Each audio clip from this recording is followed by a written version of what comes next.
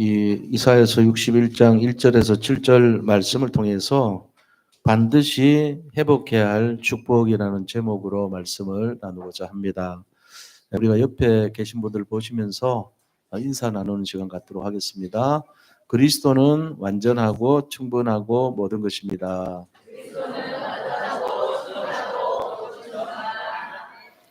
한 번 더 인사하겠습니다. 반드시 회복해야 할 축복을 누립시다.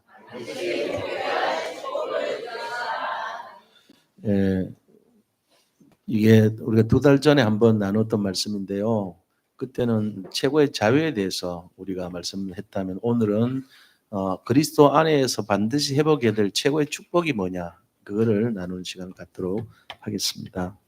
반드시 회복해야 할 축복, 그리스도 안에서 회복해야 될 축복입니다.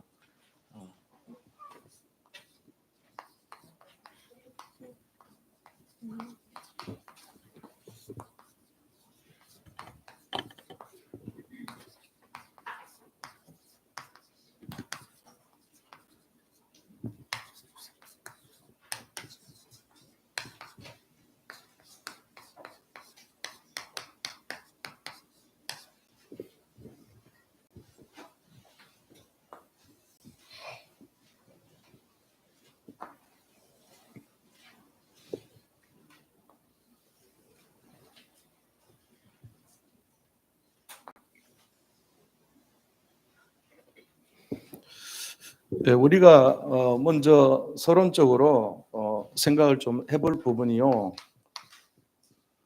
하나님께서 우리에게 주신 하나님의 사랑에 대한 부분입니다.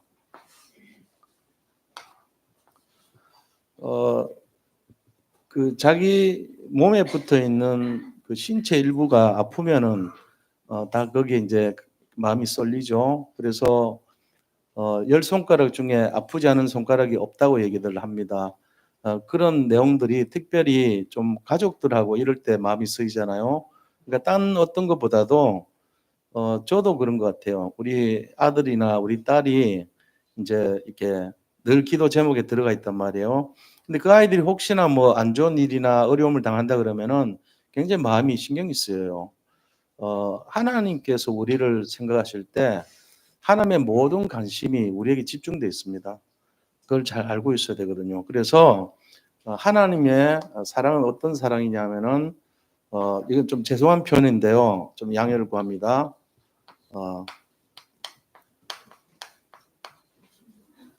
미친 사랑이라고 그래요. 미친 사랑. 미치지 않고서야 자기 자식을 죽여서까지 우리를 구하려고 하지 않거든요. 그러니까 이거를 이제 좀 조금 좋게 표현하면 극진하신 사랑이에요. 극진하신.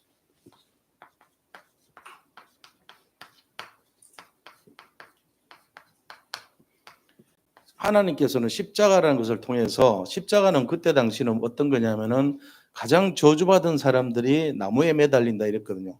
그러니까 최고의 저주받은 인생을 표현하는 십자가를 예수님이 매달리게 하셔서 거기서 피를 흘리게 함으로써 양의 피를 흘리게 함으로써 정가를 시킨다는 말이에요. 책임 정가가 정가라는 말이 성경에서 나오는 말이에요.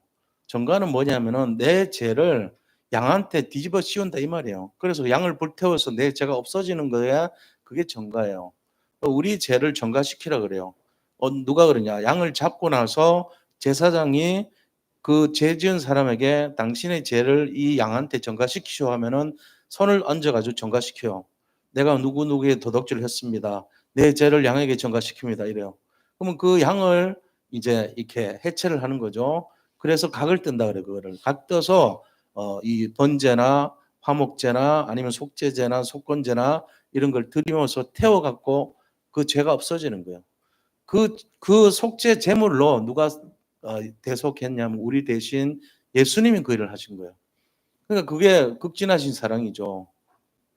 세상 말로 하면 미친 사랑인 거예요. 그러니까 이게 우리를 향한 하나님의 사랑이고 뜻이에요. 자, 이런 사랑 속에서 하나님이 우리를요, 여섯째 날 창조하셨어요. 첫째 날, 이렇게 빛이 있으라 하시고, 둘째 날 이렇게 쭉 해서 여섯째 날 인간을 창조하신 거예요. 자, 인간을 창조하시고는 다른 때하고 다르게 표현했어요. 창세기 1장 31절에 다른 거는 그냥 보시기에 좋았더라 이래 되는데 여섯째 날 인간을 창조하시고는 뭐라고 얘기했어요? 보시기에 심히 좋았더라. 자, 그거 한번 읽어보겠습니다. 우리가 나눠드린 유인물 한번 보세요. 창세기 1장 31절 보세요. 같이 읽겠습니다. 하나님이 지으신 그 모든 것을 보시니 보시기에 심히 좋았더라. 저녁이 되고 아침이 되니 이는 여섯째 날이니라. 인간을 만드시고는 심히 좋았다고 얘기하셨어요. 자, 그런데 이 인간이 심히 좋았으면 시집가고 장가갔으면 제대로 잘 살아야 될 거 아니에요. 좋은 소문 나고 뭔가 이렇게 아들 딸 낳고 그냥 이렇게 재미있게 사는 모습이 보이면 좋잖아요, 우리가. 그런데 안 좋은 소문이 들려. 무슨 소문 들렸어요? 어떤 소문이 들려요, 인간이? 지금 오늘 본문이 어떤 배경이냐면요. 바벨론의 포로로 잡혀간 배경이에요. 이스라엘 민족을 하나님이 너무 사랑하는데 극진하신 사랑으로 사랑해서 인간을 만드시고 늘 관심이 거기 있는데 얘들이 말이죠. 바벨론에 잡혀갔대요. 어떤 마음일까요? 슬픈 마음이죠. 그 소문 들으니까 포로로 잡혀갔대요. 바벨론에. 포로로 잡혀가가지고 굉장히 어려움을 당한다는 소문이 들린 거예요. 그래서 거기서 완전히 노예 같은 생활을 하는 거예요. 마음이 아프죠. 자식이 포로로 됐는데 누가 좋겠어요. 하나님의 마음이 굉장히 아픈 거예요. 자, 이런 상황에서 하나님이 이 사랑의 내용으로 뭐를 보냈어요? 해결책을 제시를 하죠. 자, 해결책이 누굽니까? 바로 복음이에요, 복음. 이 인간의 문제가 저번에도 말씀드렸지만 백문일답이라고 했잖아요. 100가지 문제로 답은 하나다 그랬는데 사실은요. 유일한 문제고 유일한 답이에요. 지난주 말씀드렸죠. 하나님 떠난 문제가 한 가지 문제가 100가지 문제로 보일 뿐이지 다 한 가지 문제예요. 하나님 떠난 거. 답도 하나예요. 그리스도. 그래서 하나님이 이 복음을 주셔가지고 포로로 잡혀가 있는 이스라엘 민족을 구하시기를 기뻐하셨다는 거예요. 이게 오늘 본문의 배경이에요. 오늘 잘 보세요. 반드시 회복해야 될 축복이라고 했잖아요. 그리스도 예수 안에서 포로로 잡혀간 사람들이 반드시 회복해야 될 축복이에요. 말하자면. 너무 기니까 줄인 거죠.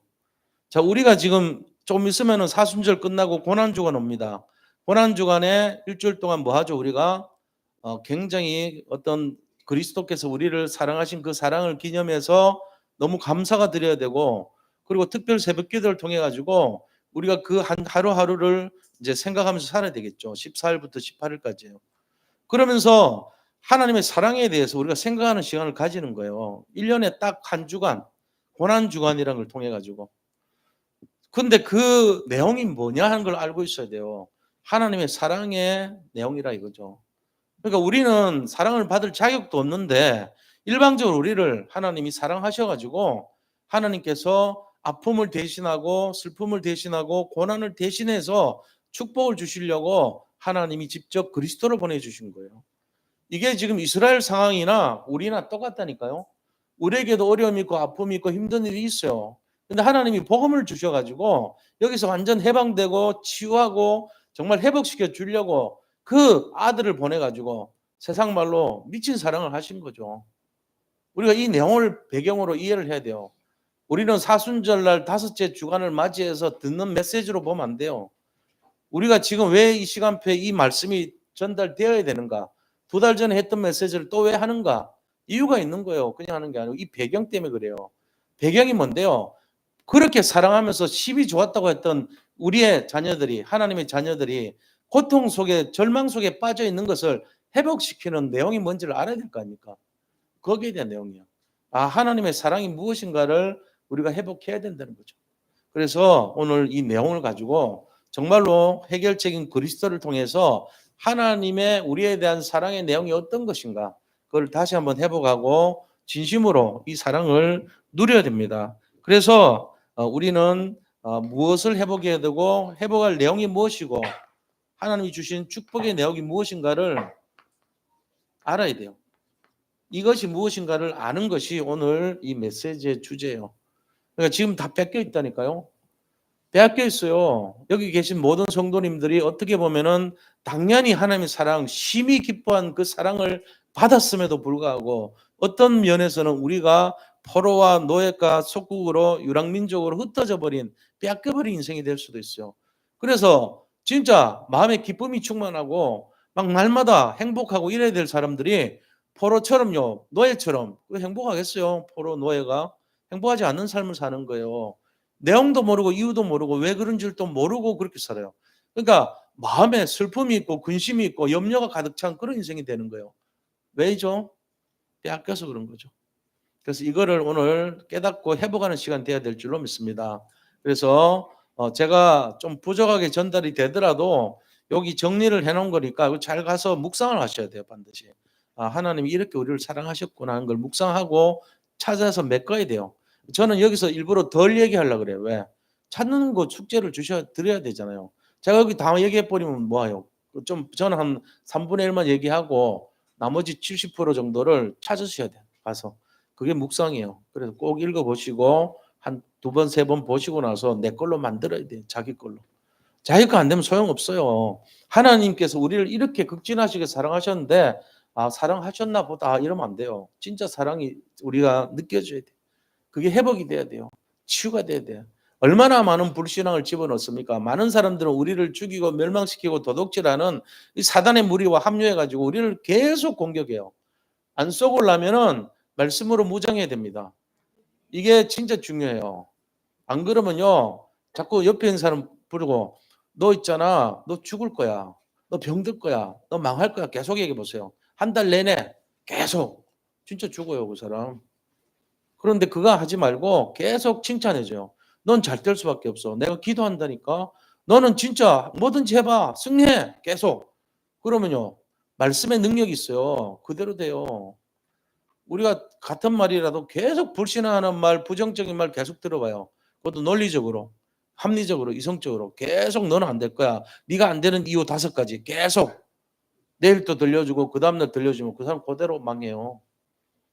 여기 오는 이유가 뭔데요? 우리는 회복돼야 돼요. 원래 받은 축복이 심히 하나님이 우리를 기뻐하셨는데 심히 기뻐하는 그 축복을 빼앗기면 안 되잖아요.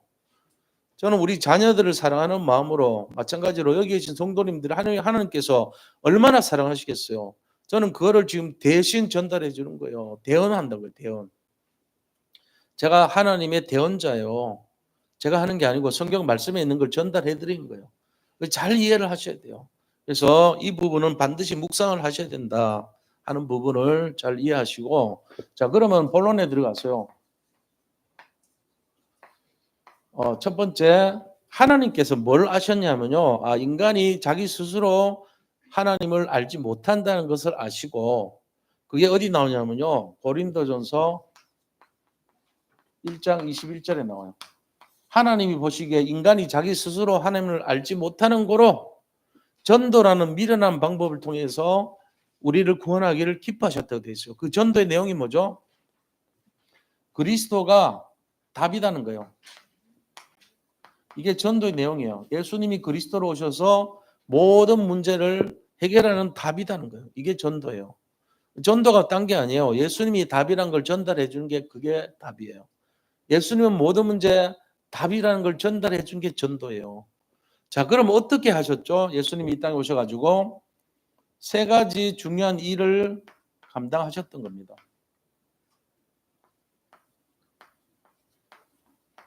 이거를 그리스도의 삼중직이라고 해요. 어떻게 해요? 오늘 본문 1절에 보니까 어떤 식으로 3가지를 감당하셨냐면요. 하나님께서 여호와의 영으로 기름 부음을 받아서 오실 것이다. 이렇게 되어 있어요. 여호와의 영으로 기름 부음을 받아서 오실 것이라고 되어 있죠. 1절에 보세요. 제가 읽어드릴게요. 주 여호와의 영이 내게 내리셨으니. 여호와의 영으로 오신단 말이에요. 여호와의 영이 와서 3가지 일을 하시는 거예요. 어떤 일을 하냐면요. 첫째는 여호와의 영으로 왕의 일을 하십니다. 2번째는 선지자의 일을 하십니다. 3번째는 제사장의 일을 하십니다. 이 3가지 중요한 일을 하시는 거예요. 왕으로 오셔가지고 하신 일이 뭐냐면요. 요한일서 3장 8절에 일을 해요. 마귀의 일을 멸하시러 오셨어요. 우리 인생은요, 전부 마귀의 일에 시달리고 있어요. 마귀의 일이 뭐예요? 사람들을 하나님을 믿지 못하고 세 가지에 넘어지게 만드는 게 마귀의 일이에요. 세 가지가 뭐냐면요. 이 마귀의 일을 잘 알아야 돼요. 마귀의 일은 나 중심으로 살도록, 우상을 섬기며 살도록, 그 다음에 성공 중심으로 살도록, 이렇게 이게 마귀의 일입니다. 나 중심으로 살도록 너가 눈이 밝아서, 창세기 3장 5절, 너가 눈이 밝아서 너가 하나님처럼 돼서 너가 모든 것을 결정하고 너가 세상의 중심이 되고 우주의 중심이 돼. 요거예요. 나 중심. 그래서 모든 결정을 내가 해요. 하나님 중심 아니에요. 하나님 뜻이 뭔지 아예 신경도 안 쓰고 관심도 없어요. 그게 나 중심이에요. 그래서 다 멸망하게 만듭니다. 창세기 3장 문제라고 해요. 나 중심. 그 다음에 우상을 섬기도록 만들어요. 네피림이라고 그러죠. 창세기 6장 문제예요. 그 다음에 창세기 11장 무슨 문제죠? 바벨탑 문제입니다. 그래서 결국은 무너지게 만들어요. 나 우상 성공. 이게 바로 창세기 3, 6, 11이라 그래요. 사람들이 왜 싸울까요? 부부는 왜 싸울까요? 아니면 친구들이 왜 싸우죠? 3, 6, 11끼리 만나서 싸워요. 나 우상 성공 내 거 하고 상대방이 갖고 있는 나 우상 성공하고 부딪히면 싸움이 일어나요. 주로 뭐끼리 붙죠? 나와 너 이게 붙으면 싸움이 일어나요. 왜요? 나는 이거라 그러는데 저쪽은 저거라 그래. 나는 창문 열자 그러는데 저쪽은 닫자 그래. 그래서 나의 생각과 저쪽의 생각이 부닥쳐서 싸움하는 거예요. 결국은 3, 6, 10일끼리 만나서 싸우는 거예요. 그래서 그럼 3, 6, 10일 아닌 사람이 있냐? 그리스도 중심이면 벗어나요. 주로 우리는 나 중심이잖아요. 그래서 이게 마귀의 일인데 이거를 물리치려고 오신 분이 그리스도예요. 나를 부인하라고 그랬어요. 예수님이. 나를 부인하고 그다음에 우상을 부인하고 성공을 부인하라는 거예요. 그게 인간이냐? 예, 그렇게 해야 돼요, 우리가. 그래서 진짜 하나님이 원하시는 제자, 참된 축복의 증인 이렇게 살아야 되는 거예요. 그래서 오늘 본문에도 나오는데 하나님의 제사장, 그다음에 여호와의 제사장, 하나님의 봉사자 이랬거든요. 여호와의 제사장과 하나님의 봉사자란 것은 우리가 세상에서 하는 농부와 포도원지기가 아니란 거예요.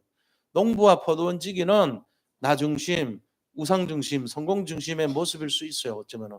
아니 그럼 세상 사람들이 다 그렇다면 아니야. 불신자는 그래요. 근데 거기서 여호와의 제사장, 여호와의 하나님의 제사장, 그리고 하나님의 봉사자가 됐다는 말은 달라졌다는 얘기예요. 그래서 나와 우상과 성공이란 것이 마귀의 일인데 그거를 멸하기 위해서 오신 분이 그리스도라는 거예요. 그리고 선지자로 오셔가지고 요한복음 14장 6절 내가 곧 길이요 진리요 생명이니 나로 말미암지 아니하고는 아버지께로 올 자가 없느니라. 길 대신 그리스도. 하나님 만나는 길로 오신 거예요. 그리고 문으로 오셨어요. 요한복음 10장 9절에 보니까 내가 문인데 내 문으로 들어온 자는 꼴을 먹으며 들어와도 꼴을 먹고 나가도 꼴을 먹으리라 됐어요. 내한테 들어온 자는 구원을 받는다 그랬어요. 주님이 구원의 문이고 꼴을 주는 양식을 선한 믿음의 양식을 주는 분이라는 거예요. 그게 바로 예수님이시거든요. 요한복음 10장 9절. 사단 마귀는 어떤 존재입니까? 사람들을 도둑질하고 영혼을 죽이고 멸망시키고 도둑질하러 왔다 그랬어요. 근데 예수님은 양으로 풍성하게 하고 더 아버지 살리기 위해서 오셨다는 거예요. 그래서 우리가 이 내용을 알고 있어야 돼요. 예수님은 선지자고 왕이고 제사장입니다. 제사장으로 오셔가지고 히브리서 9장 12절에 뭐라 그랬죠? 또 로마서 8장 2절에 뭐라고 되어 있냐면요. 히브리서 9장 12절에 양과 염소의 피로 하지 아니하고 하나님 그리스도의 보혈의 능력으로 우리를 구원하시고 단번에 성소에 들어갈 담력을 얻게 하셨다 그랬어요. 그리고 로마서 8장 2절은요. 그리스도 예수 안에 있는 생명의 성령의 법이 죄와 사망의 법에서 너희를 해방하였다고 됐어요. 피의 능력으로 해방되는 거예요. 생명의 성령의 법 때문에 우리가 살아난 줄 믿으시기 바랍니다. 이게 예수님이 이 땅에 오셔서 하신 세 가지 일이에요. 중요한 일. 그래서 그리스도가 답되시는 거예요. 우리 인생 스스로는 나는 못해요. 나는 안 돼. 그래서 그리스도를 보내주신 거예요. 이 그리스도가 오셔가지고 자, 두 번째 그리스도가 오셔서 뭐를 했냐면요. 우리에게 아름다운 소식을 전포했다 그랬어요. 보니까 뭐라고 되어 있냐면요. 하나님이 정말 아름다운 소식을 주시면서 모든 사람들을 살리기 위해서 오신 거예요. 아름다운 소식.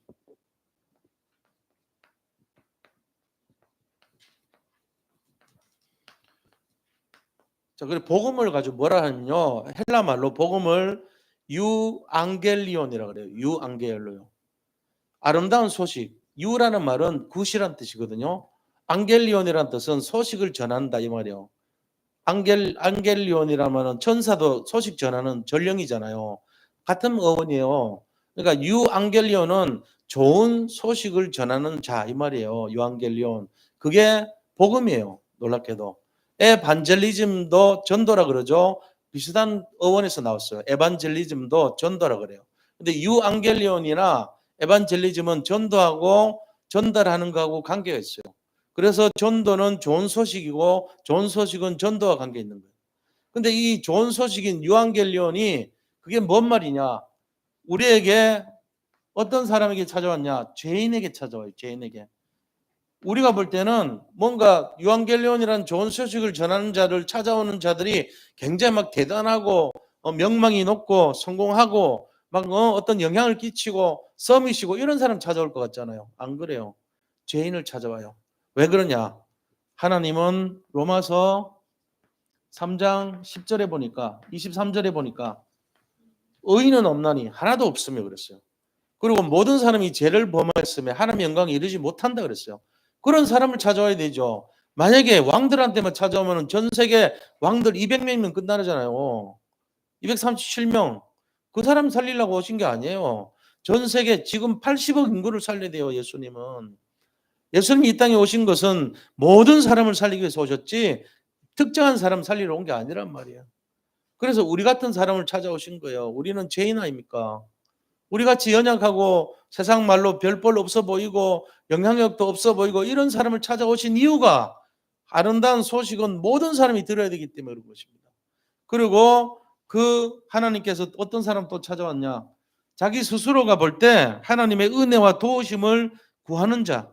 은혜와 도우심. 하나님 제가 은혜가 필요해요. 그 다음에 도와주세요. 이런 사람. 그게 이사야서 55장 6절 7절 전에 했죠. 한번 우리 같이 읽어볼게요. 6절 7절 이사야서 하나님이 옆에 있을 때 부르고 부른데 찾아가면 용서다 해준다 했죠. 같이 한번 읽어보겠습니다. 너희는 여호와를 만날 만할 때 찾으라. 가까이 계실 때 그를 부르라. 악인은 그의 길을 불의한 자는 그의 생각을 버리고 여호와께로 돌아오라. 그리하면 그가 긍휼히 여기시리라. 우리 하나님께로 돌아오라. 그가 너그럽게 용서하시리라. 그러니까 이렇게 하나님 저 용서해 주세요. 저는 악인이여 하는 사람에게 찾아온다는 거예요. 그 사람을 아름다운 소식으로 살리신다는 거죠. 그렇게 하면서 은혜와 도우심을 간증하며 복음의 빚진 자를 찾아오신다는 거예요. 복음의 빚진 자. 사도 바울이 그랬잖아요. 나는 복음의 빚진 자다고. 사도 바울은 모든 사람에 대해서 자기는 빚진 자라 그랬어요.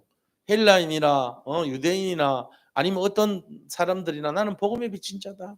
내가 그걸 위해서 산다 그랬거든요. 그래서 바울은 로마서 1장 14절 15절 사도행전 20장 24절에 자기는 복음에 비쳤기 때문에 내 생명도 불사하고 복음 전해야 된다 이렇게 말했어요. 한번 읽어보겠습니다. 로마서 1장 14절부터 쭉 읽어봅니다. 헬라인이나 야만인이나 지혜 있는 자나 어리석은 자에게 다 내가 빚진 자라. 그러므로 나는 할 수 있는 대로 로마인은 너에게도 복음 전하기를 원하노라. 그 밑에 읽어볼게요. 내가 달려갈 길과 주 예수께 받은 사명 곧 하나님의 은혜의 복음을 증언하는 일을 마치려 하면은 나의 생명조차 조금 더 귀한 것으로 여기지 아니하노라. 아멘. 그렇습니다. 사도 바울은 자기가 복음의 빚을 졌기 때문에 모든 사람에게 비쳤기 때문에 생명조차 귀한 것으로 안 여기고 진짜 끝까지 복음 전하겠다는 얘기를 한 거예요. 이게 사도 바울의 자세고 태도였던 것입니다. 자, 그렇다면은 두 번째 이런 자세 속에서 자, 하나님께서 이제 복음을 실제적으로 전하는 내용입니다. 자, 어떻게 회복해야 되냐 하는 거죠. 어떻게 하나님께서 자, 어떻게보다는 어떤이에요.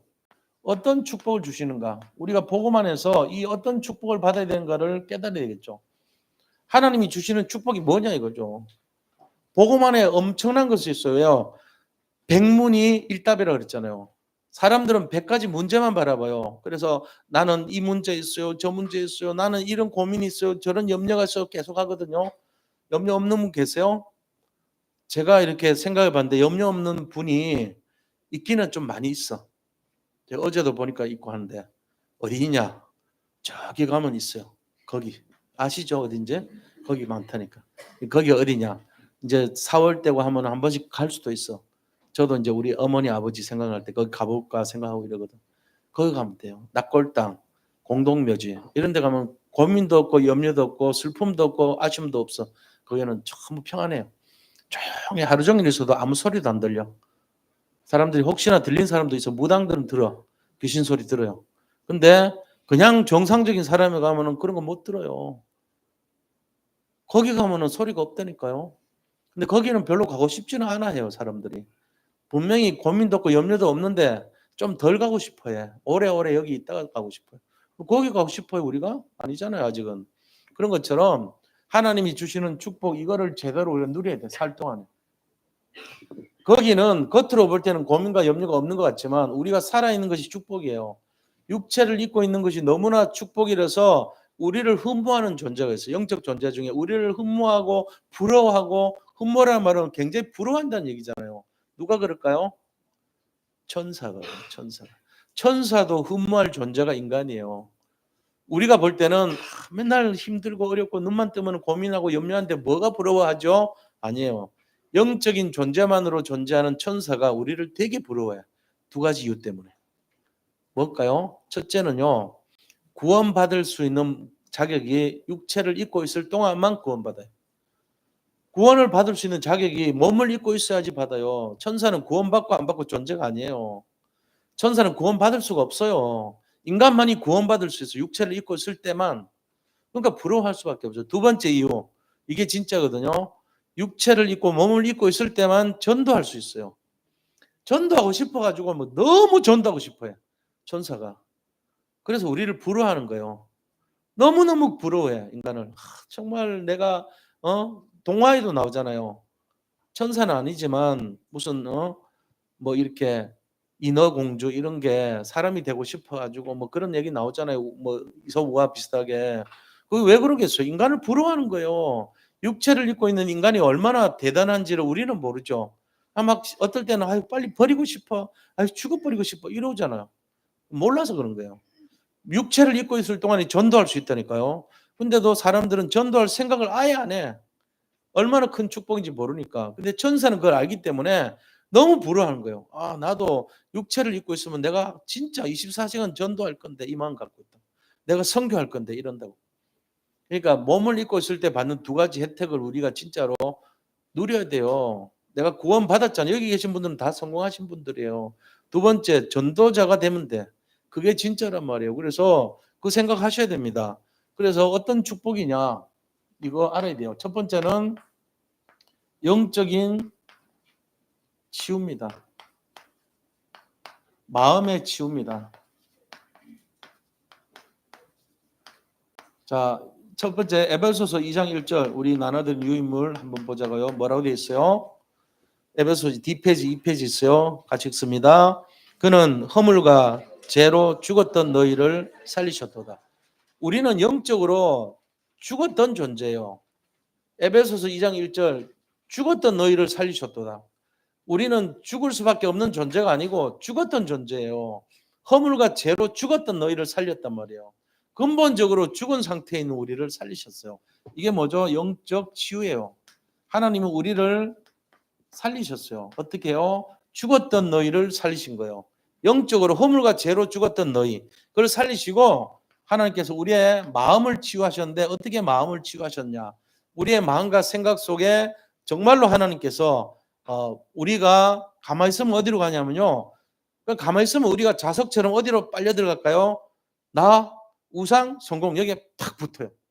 가만히 있으면. 우리가 그리스도를 집중하지 않으면 가만히 있으면 내 속성이 마귀 속성이 나, 우상, 성공인데 그걸로 들러붙은다니까요. 가만히 있으면 그렇게 돼요. 저도 그래요. 내가 가만히 있으면은 걱정될 때가 있어. 야, 내 노후가 어떻게 먹고 살지? 목사는 집도 한 칸 없는데 예를 들면은 그런 걱정이 살짝 들어올 때 있다니까요. 그 잘못 인도받으면 어떻게 되겠어요? 나쁜 생각하지요.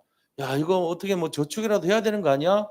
나쁜 생각은 아니지만 당연한 생각인 것 같지만 목사로서는 별로 좋은 생각 아니에요. 그런 거 걱정하고 있다는 게 불손한 생각이죠. 성도님들 위해서 기도해야지 내 걱정이나 하고 앉아 있으면 되겠어요? 근데 그렇게 된다고. 나 우상 성공 거기 잡혀버리면 그래 돼요. 자석처럼 들러붙어 버리니까. 그래서 우리가 이런 생각들이 당연한 것 같지만 당연한 게 아니에요, 사실은. 불신앙에서 나오는 거예요. 그래서 우리 잘 봐야 됩니다, 이걸.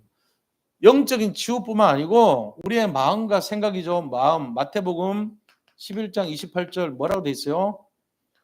수고하고 무거운 짐진 자들아 내게로 와라. 내게로 와서 뭐라 그랬어요? 쉬어라 그랬어요. 마음 치유하시는 거예요. 마음 치유. 영적 치유, 마음 치유.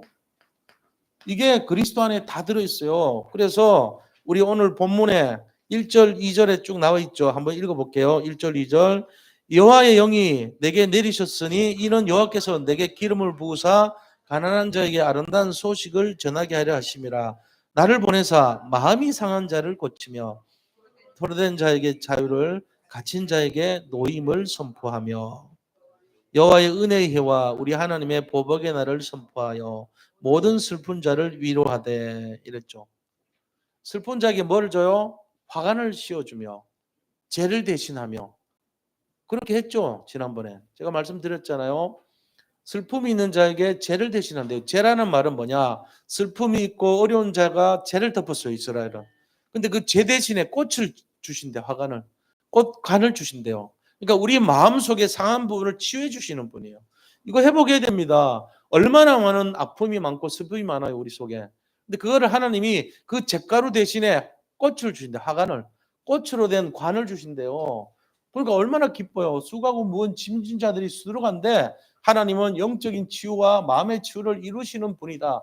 이 축복을 회복해야 돼요. 그다음에 뭐가 있냐? 우리의 모든 치유. 이 인생에 있어 가지고 정신 부분뿐만 아니고 우리의 모든 내용들에 대한 치유가 반드시 있습니다. 그래서 하나님은 신분 치유라고 보면 돼. 신분. 정체성 치유. 자, 우리의 신분이 뭘까요? 우리는 옛날의 신분 아닙니다. 옛날에는 불신자였잖아요. 이제는 하나님의 자녀가 됐어요. 요한복음 1장 12절 뭐죠? 영접하는 자, 곧 그 이름을 믿는 자들에게는 하나님의 자녀가 되는 권세를 주셨으는 거죠. 이제 전부 여기 계신 분들은 다 하나님 자녀예요. 신분이 바뀌었어요. 신분 바뀌었는데 실제로 우리는 어떤 삶을 살고 있어요? 고린도전서 10장 20절 이 삶을 살고 있다고 아직도. 불안하니까 같이 한번 읽어보겠어요. 어떤 상태인지. 고린도전서 10장 20절 상태 뒷페이지에 있습니다. 같이 읽습니다. 무릇 이방인이 제사하는 것은 귀신에게 하는 것이요 하나님께 제사하는 것이 아니니 나는 너희가 귀신과 교제하는 자가 되기를 원하지 아니하노라. 근데 은근히 귀신과 교제하는 자가 많아요. 불안해서. 귀신이라는 존재는요 흑암을 말해요. 어둠을 말해요. 염려를 말해요. 불안을 말해요. 우리가 불안과 교제하고 염려와 교제한다니까요. 그래서 낙심되고요. 뭔가 포기하고요. 나는 할 수 없다는 절대 불가능의 상태로 쌓여 있고요. 어떤 희망도 절망도 완전히 없어. 희망이 없어. 절망의 상태에 빠져 있다고요. 왜요? 흑암과 교제하니까. 우리가 하루에 살면서 흑암과 교제하지 않는 분 계세요 혹시? 아까 제가 얘기했잖아요. 목사님 저도 가만히 있으면은 걱정되는 일이 들러붙어 버린다니까요. 흑암과 교제하면서. 그래서 내가 되겠나? 내가 살 수 있겠나? 할 수 있겠나? 성도님들이 우리 교회 정말 찾아올 수 있겠나? 자꾸 불신하잖아요. 저도 그런데 성도님들 안 그러겠어요? 현실 속에서 삶 속에서 걱정 많을 건데 다 걱정해요. 나와 우상과 성공이라는 거에 매여 가지고 흑암이 가져다주는 불신앙과 불안과 염려에 잡혀 가지고 늘 시달린단 말이에요, 사실은. 그게 바로 귀신과 교제하는 거예요. 우리 생각이 비어 있을 때 하나님 떠나는 순간에 그 자리를 누가 메꿔요? 흑암이 딱 들어가지고 나를 장악해 버려요. 그러고는 나를 어디로 끌고 가요? 불신앙으로 끌고 가 버린 거예요. 그래서 불안이 나오고 염려가 나오는 거거든요. 그러니까 그렇게 되는 걸 치유하는 분이 누구죠? 그리스도란 말이에요. 그래서 그리스도를 우리가 잡아야 돼요. 오직 그리스도 돼야 돼요. 그리스도만이 정신을 치유해주고 신분을 치유해주고 정체성을 치유해 주신다는 거죠. 그래서 하나님의 자녀라는 것을 분명하게 깨닫게 해줘요. 나는 염려할 필요 없고 우리는 걱정할 필요도 없고 어둠의 세력과 관계고 나는 빛이고 하나님은 내 미래를 축복해 줄 것이고 나를 인도해 줄 것이고 나는 절대 불가능의 삶이 아니고 절대 가능의 인생이야 라고 하나님은 우리에게 메시지를 계속 주시는 거예요. 이 정체성 회복을 할 수 있도록 신분 치유가 일어난다는 거죠. 이게 3절부터 5절까지 계속 나와요. 한번 같이 읽어볼게요. 3절에서 5절까지 함께 읽습니다. 무릇 시온에서 슬퍼하는 자에게 화관을 주어 그 죄를 대신하며 기쁨의 기쁨으로 그 슬픔을 대신하며 찬송의 옷으로 근심을 대신하시고 그들이 의의 나무 곧 여호와께서 심으신 그 영광을 나타낼 자라 일컬음을 받게 하려 하심이라. 그들은 오래 항폐했던 곳을 다시 쌓을 것이며 옛부터 무너진 곳을 다시 일으킬 것이며 항폐한 성을 곧 대대로 무너진 있는 것들을 중수할 것이며 의인은 서서 너희 양떼를 칠 것이요 이방 사람은 너희 농부와 포도원지기가 될 것이나 오직 너희는 여호와의 제사장이라 일컬음을 받을 것이라. 사람들이 너희를 우리 하나님의 봉사자라 할 것이며 너희가 이방 나라들의 재물을 먹으며 그들의 영광을 얻어 자랑할 것이니라. 신분 바뀌어요. 어떻게 해요? 전에는 포도원지기,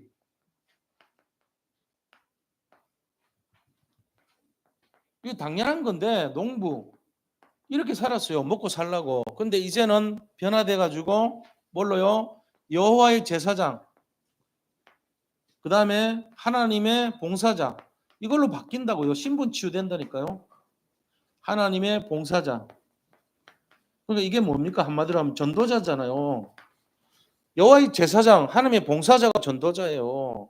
말씀운동, 생명운동하고 예배드리고 훈련받고 정말로 영적으로 서밋되고 이런 게 전부 여호와의 제사장이죠. 하나님의 봉사자란 말이에요. 이게 변화됐다니까요. 그래서 하나님은 우리에게 영적인 치유와 마음의 치유뿐만 아니라 신분의 치유와 정체성의 치유를 주신다고요. 그 다음에 세 번째 치유가 뭐냐? 오늘 본문에서 보니까 세 번째 치유, 경제 치유입니다. 제가 뭐 돈을 강조하는 것 같지만 그게 아니에요. 우리는 당연히 받아야 될 권리가 있어요. 그게 경제 치유예요. 그런 말씀이 있습니까? 있어요. 어디에 있습니까? 7절에 보세요. 7절 한번 같이 읽어봐요. 너희가 수치 대신에 보상을 배나 받으며 얻으며 능력 대신에 몫으로 말미암아 즐거워할 것이라. 그리하여 그들의 땅에서 갑절이나 얻고 영원한 기쁨이 있으리라. 그러니까 여기서 말하는 이 갑절이나 몫이라고 말하는 것은 경제를 말하는 거예요. 우리가 이렇게 하나님의 봉사자요 여호와의 제사장이 될 때에 주시는 축복이 뭐냐? 경제 회복이잖아요. 몫을 2배나 받고 2배. 그 다음에 능력 대신에 몫을 받고 이렇게 한다는 거죠. 자, 그러면은 이거를 우리가 가만히 있는데 주겠어요? 심어야 된다 그랬잖아요. 육신을 위해서 심는 자는 육신의 답을 받고 우리 영을 위해서 심는 자는 영의 축복을 받는다고 돼 있죠. 갈라디아서 4장에 나오는 말씀 아닙니까? 갈라디아서 한번 읽어볼게요. 갈라디아서 6장 7절 8절 함께 읽습니다. 스스로 속이지 말라. 하나님은 업신여김을 받지 아니하시나니 사람이 무엇으로 심든지 그대로 거두리라. 자기 육체를 위하여 심는 자는 육체로부터 썩어질 것을 거두고 성령을 위하여 심는 자는 성령으로부터 영생을 거두리라. 그러니까 영적인 것을 위해서 투자를 해야 돼요. 그 다음에 이런 내용 속에 하나님 분명히 약속하신 대로 응답 주실 건데 우리 자신들은요 마태복음에 나오는 말씀을 교훈으로 삼아야 됩니다. 6장 19절 20절 같이 읽어보겠습니다. 너희를 위하여 보물을 땅에 쌓아두지 말라. 거기는 종과 동력이 해하며 도둑이 구멍을 뚫고 도둑질하느니라. 오직 너희를 위하여 보물을 하늘에 쌓아두라. 거기는 좀이나 동력이 해하지 못하며 도둑이 구멍을 뚫지도 못하고 도둑질도 못하느니라. 다시 말하면은 이 세상의 것에다가 마음을 두고 거기서 자꾸만 내 집 사고 차 사고 이런 식으로 해버리면 하나님이 거기에 조물 쓸게 하고 동록이란 것은 구리로 된 녹이잖아요. 그러니까 이제 뭔가 썩어지고 부패하게 만든다는 거예요. 그리고 도둑이 그걸 도둑질 해간다는 거예요. 근데 하나님 나라에 쌓아두면 영원히 그것이 없어지지 않는다는 거죠. 그러니까 중심을 드리라는 얘기죠. 하나님 앞에서. 이게 돈 얘기 아닙니다. 우리의 신앙생활에 대한 영적인 얘기예요. 우리의 자세를 말하는 거고 우리의 삶의 규모를 말하는 거예요. 이게 잘 이해를 돼야 돼요. 그 경제 축복 받는 사람들은 뭔가 이유가 있어요. 그냥 되는 게 아니에요. 규모가 없이 막 하는 그런 거랑 틀려요. 잘 이해하셔야 됩니다. 이 부분을. 왜 이건 너무 정확한 거예요. 그래서 어릴 때부터 진짜 단돈 500원이라도 벌면 50원 11조 할 수 있도록 가르쳐줘야 돼 애들한테. 그 자세가 완전히 다른 거예요. 인생은.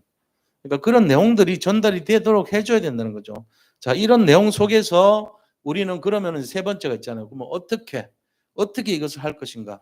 이 축복을 진짜로 누리고 받으려면 우리가 어떤 눈을 가져야 되는가?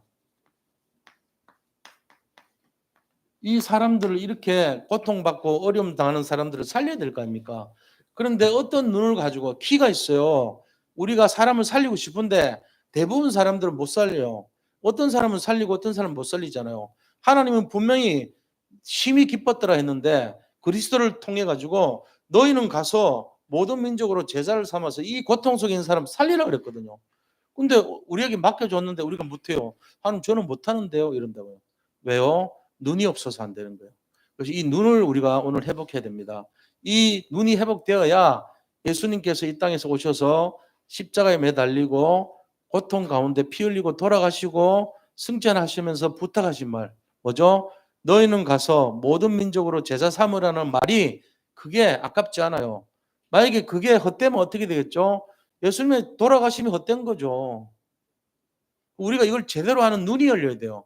제가 잠깐 얘기하겠지만 이거 묵상하세요. 이 부분은. 자, 첫 번째. 우리가 이해하고 있는 황금어장이 뭡니까? 황금어장. 물고기가 있는데 황금어장이 있어야 되잖아요. 거기 있어야 많은 물고기 잡잖아요. 많은 사람들을 치유하는 황금어장에 보는 눈이 뭘까요? 사람들은 어군탐지기라 그럽니다. 황금어장 보는 눈을 어군탐지기 아닙니다. 우리가 보는 황금어장을 보는 눈이 있어야 돼요. 저는 옛날에요. 사람들 많이 모이는 곳이 황금어장인 줄 알았어요. 어떤 분이 사람들 많이 있는 곳에 가서 황금어장인 줄 알고 6개월 동안 거기서 전도했대요. 차 끌고 가서 서울 대공원. 수많은 사람들이 오죠. 서울 대공원. 근데 6개월 동안 한 명도 영접도 못하고 살리지도 못했어요. 그게 황금어장이 아니에요. 그럼 황금어장이 어디 있냐? 이거 굉장히 우리가 잘 알아야 돼요. 황금어장은요. 바로 우리가 갖고 있는 모든 이게 황금어장입니다. 우리의 모든 영적 문제 이게 황금어장이에요. 죄송한 말씀이지만 여기 계신 우리 성도님들도 영적 문제가 있어요. 없는 분이 없고 다 갖고 있어요. 근데 그거를 우리가 감춰 있죠. 이게 근본 문제로 있기 때문에 드러나지 않아요. 근본 문제요. 근본 속에 감춰 있고 영세전 문제라 그래요. 영세전. 이미 감춰져 있어요. 자, 예를 들면은 우리 머리카락 나죠? 몸에서. 머리카락 안 나요? 나잖아요. 왜 나요? 안 나면 그냥 편한데 그냥 이렇게 비누로 그냥 이렇게 한번 하면 끝나는데 근데 머리카락이 나죠. 왜 나는지 몰라. 하나님 이유가 있으니까 만들어 놨겠죠. 눈썹 나죠. 왜 나요? 만들어 주신 분이 그렇게 한 거예요. 설계를 그렇게 한 거예요. 묻지도 따지지도 말아야 돼. 왜 저는 머리가 납니까? 라고 말하는 사람 한 명도 없어. 안 나는 게 문제지. 그걸 뭐라 그래요? 근본이라 그래. 근본. 우리 DNA 안에 인간은 어느 나이가 되면은 태어날 때부터 머리가 자라도록 돼 있어. 배 안에서부터 자라. 그거를 배냇머리라 그러잖아요. 뱃속에서부터 머리 자라갖고 나오는 거예요. 그러니까 이거를 근본적인 현상이죠. 근데 인간이 문제도 똑같이 있어요. 근본적으로. 왜 문제 있어요? 그렇게 만들어 놓은 거예요. 뭐 때문에요? 제가 볼 때는 아무리 봐도 구원받으라고 주신 것 같아요. 저도 영적 문제 많았거든요. 왜요? 아프거든요. 늘 아팠어요. 제 기억에는 늘 아프고 힘들었어요. 제 인생이. 그리고 어느 날 보니까 우리 집안에 경제 문제 뒤덮었어요. 그게 뭐죠? 그게 우리가 갖고 있는 영적 문제였어요. 그게 근본 문제예요. 왜 머리카락 나는가? 왜 우리 집은 이렇게 힘들었나? 가난했냐? 병들었냐? 따지면 안 돼요. 오늘 온 거예요, 나한테. 그거를 인정해야 돼. 그러면 그것 때문에 뭐 해야 되죠? 거기 잡히면 돼요, 안 돼요? 잡히면 안 돼요. 인정해야 돼요, 그냥. 아, 내가 가난했구나. 내가 아팠구나. 인정하고, 그러면 그 다음 단계는요, 거기서 우리가 그거를 인정하되, 그것 때문에 예수 만나면 돼요. 그분 만난 거예요.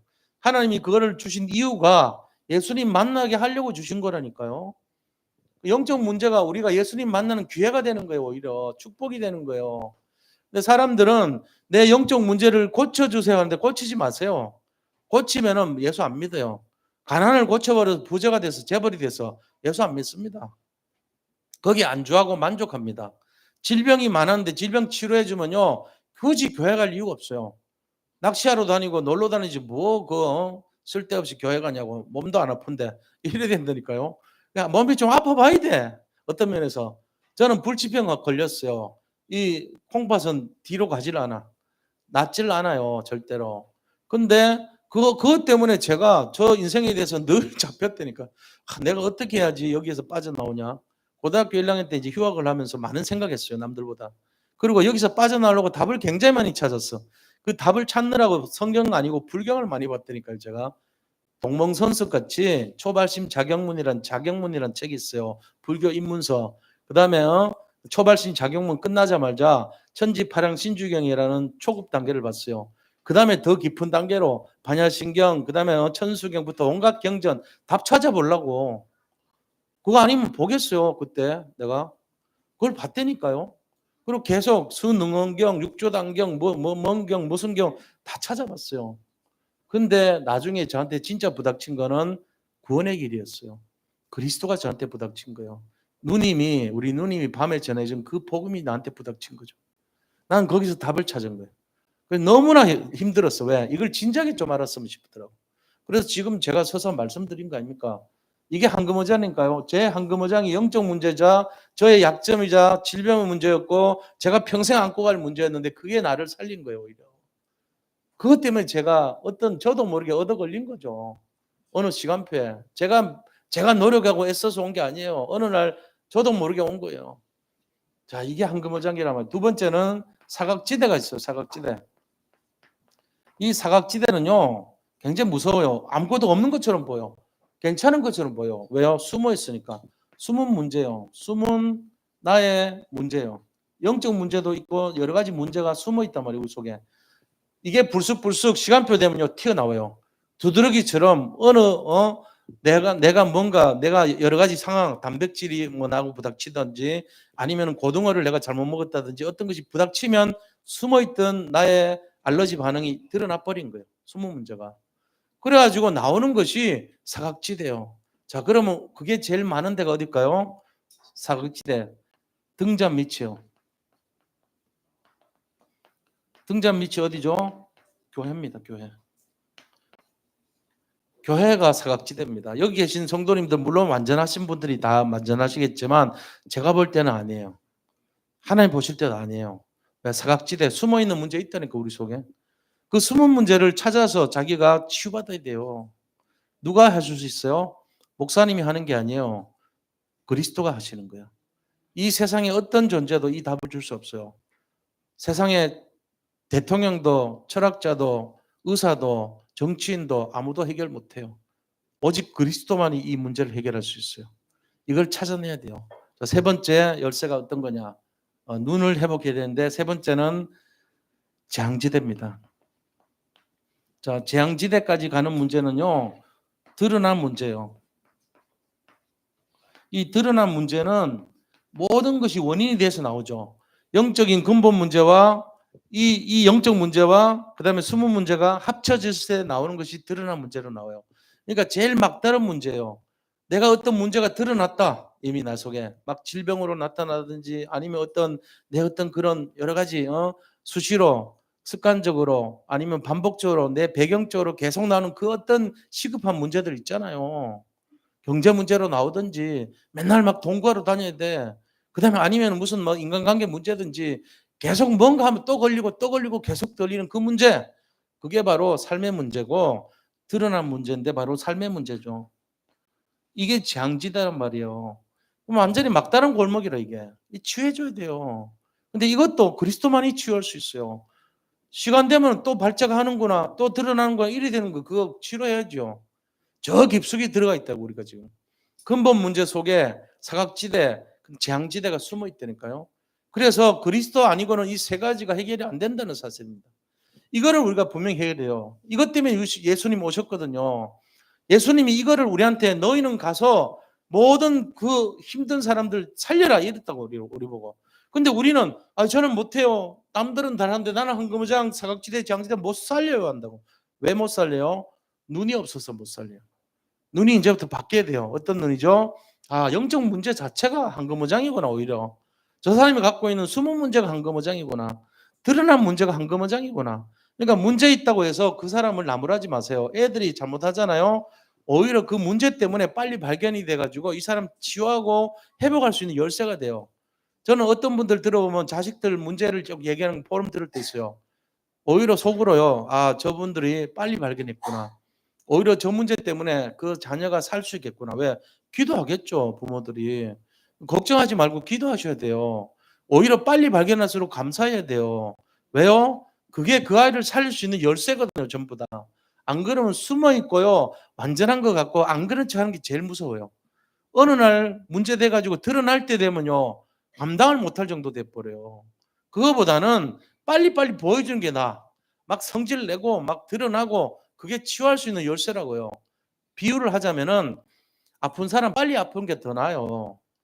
제일 무서운 게 뭔지 아세요? 속으로 골마 터질 때 그게 제일 문제인 거예요. 심각한 문제가 암이 전체로 퍼져가지고 나타나면 제일 심각하잖아요. 초기에 발견되는 게 제일 감사해야 돼요. 초기에 뭔가 아픔이 온다는 그 아픔이란 그 고통이라는 신호는요. 우리가 인간이요. 정교한 하나의 기계와 마찬가지인데 하나님 그렇게 만들어 놓은 거 아닙니까? 하나님이 주신 아픔과 하나님이 주신 고통은요. 인간이 곧 병원에 가서 진찰해서 겨우 찾을 수 있는 그거를요. 내가 느끼게 만드는 거예요. 굉장한 축복이에요. 저는 식품을 전공했잖아요. 그래서 제가 얻은 교훈이 있어요. 그게 뭐냐? 냄새.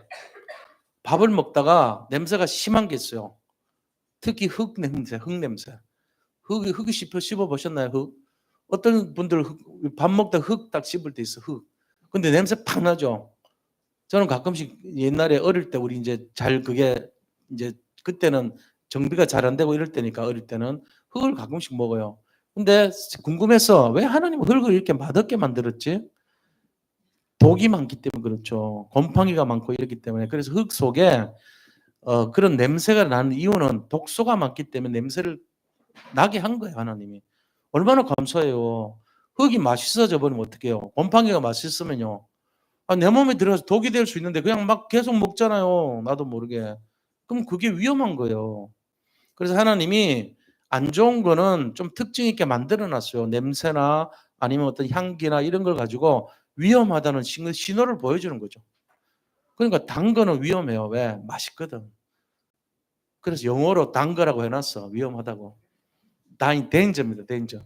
우리가 이걸 잘 봐야 돼요. 사인이 없으면서 나한테 좋은 거 유익이 되면서 나를 망가뜨리는 거 제일 위험한 거예요.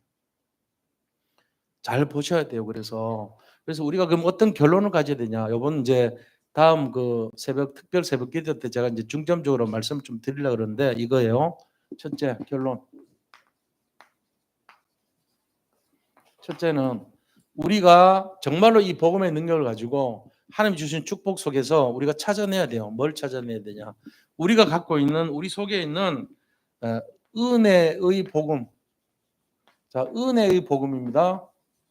복음은 은혜로 말미암아 믿음을 주셨고 그때 성령이 개입해 가지고 사명도 주고 치유도 주고 응답도 주는 거예요. 자, 은혜의 복음으로 황금오장을 치유해야 돼요. 치유.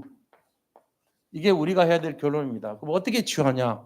실제적으로 현장에서 치유해야 돼요. 똑같이 은혜의 복음으로 사각지대, 교회 안에 있는 사각지대를 치유해야 됩니다. 자, 예를 들면 이런 거죠. 제일 문제가 이 세 가지 중에 숨은 문제예요.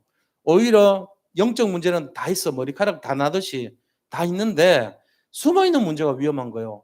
그리고 겉으로 보면 멀쩡해. 차라리 그냥 표정이 좀 어둡거나 이러면은 저분은 드러난 문제구나 아는데 전혀 표시 안 나. 그냥 왔다가 조용하게 괜찮은 줄 알고 가. 어느 날 보니까 문제 팍 터진 그 사람이 제일 무서워요. 이 사각지대는 숨은 문제거든요. 사각지대가 제일 무서워요. 이 사각지대를 치유해줘야 돼요. 어떻게 치유해야 되죠? 태스크포스 팀을 구성을 해야 돼요. 예를 들어 우리 자녀가 이 아이들이 숨어서 고민하는 애들이 많단 말이에요. 그러면 부모들이 이 협의를 해서 예를 들어 청소년부는 청소년부의 아이들 한 명을 살리기 위해서 팀 구성을 해가지고 서로 기도해 주는 거예요. 기도 좀 해달라. 그리고 야, 누가 다락방 좀 해달라. 이렇게 해서 팀이 돼가지고 한 사람 살릴 수 있도록, 초등부도 마찬가지, 유치부도 마찬가지, 그런 식으로 집중해서 팀 구성을 해서 살릴 수 있도록, 뭘요? 숨은 문제를 해결할 수 있는 팀. 이게 중요한 겁니다. 자, 세 번째는 하나님의 은혜로 재앙지대를 살려야 됩니다. 재앙지대. 이거를 치유해 줘야 돼요. 드러난 문제죠.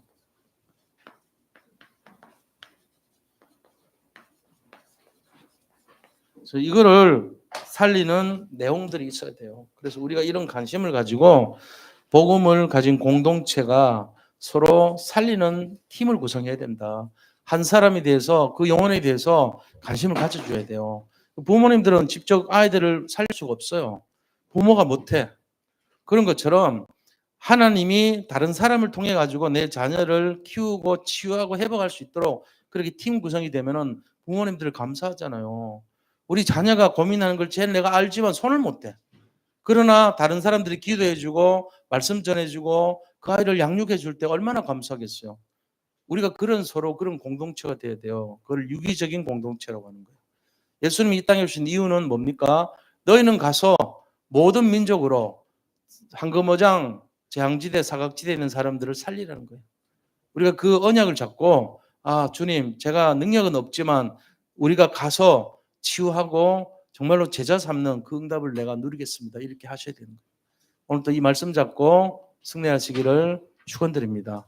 네, 승리하시기 바라고 우리가 함께 기도합니다. 이 응답이 나의 응답이 되도록 함께 기도하겠습니다. 하나님 감사합니다. 정말로 그리스도 예수 안에서 있는 반드시 회복해야 될 이 축복이 우리 삶 속에서 성취되고 회복되기를 원합니다. 주님께서 인도하시고 능력으로 역사하여 주시옵소서.